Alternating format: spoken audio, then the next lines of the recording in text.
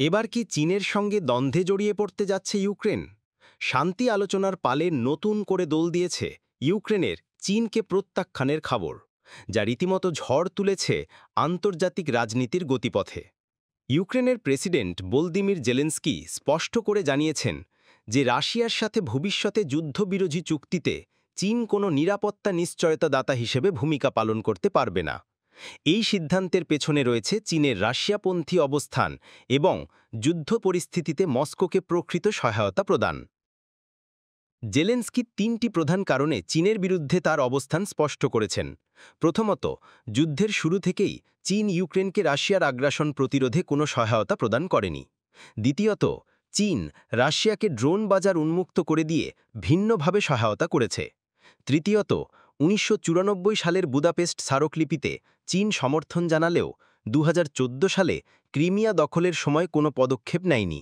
ইউক্রেনীয় গোয়েন্দা সংস্থার তথ্য অনুযায়ী চীন রাশিয়ার সামরিক শিল্পে ২০টি কারখানায় সরঞ্জাম ও উপকরণ সরবরাহ করেছে। রাশিয়ান ড্রোনে ব্যবহৃত ইলেকট্রনিক যন্ত্রাংশের ৮০%ই চীনা উৎসে। চীনা কোম্পানিগুলো বিশেষভাবে তৈরি করা ড্রোন ইঞ্জিন শিল্প রেফ্রিজারেশন ইউনিট হিসাবে চিহ্নিত করে রাশিয়ার পাঠাচ্ছে। ২০২২ সালে রাশিয়ার ওপর পশ্চিমা নিষেধাজ্ঞা আরোপের পর চীন রাশিয়া বাণিজ্য $১৪৬.৯ বিলিয়ন থেকে $২৪.১১ বিলিয়ন উন্নীত হয়েছে। চীন রাশিয়ার মোট আমদানির ৪০% সরবরাহ করছে এবং রাশিয়ার সেমিকন্ডাক্টরের ৯০% চীন থেকে আসছে।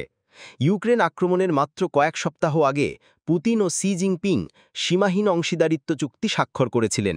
এই চুক্তির আওতায় চীন রাশিয়ার অর্থনীতিকে আন্তর্জাতিক নিষেধাজ্ঞার মুখে টিকিয়ে রেখেছে। জেলেনস্কি জানিয়েছেন ইউক্রেনের নিরাপত্তা নিশ্চয়তা কেবলমাত্র সেই দেশগুলো থেকে চাওয়া হবে যারা ২০২২ সালের ২৪ ফেব্রুয়ারির পর থেকে ইউক্রেনকে প্রকৃত সহায়তা প্রদান করেছে। যুক্তরাজ্য ও ফ্রান্সের নেতৃত্বে ৩০টি দেশের একটি জোট গঠিত হয়েছে যারা ইউক্রেনের নিরাপত্তা নিশ্চয়তায় অংশ নিতে প্রস্তুত।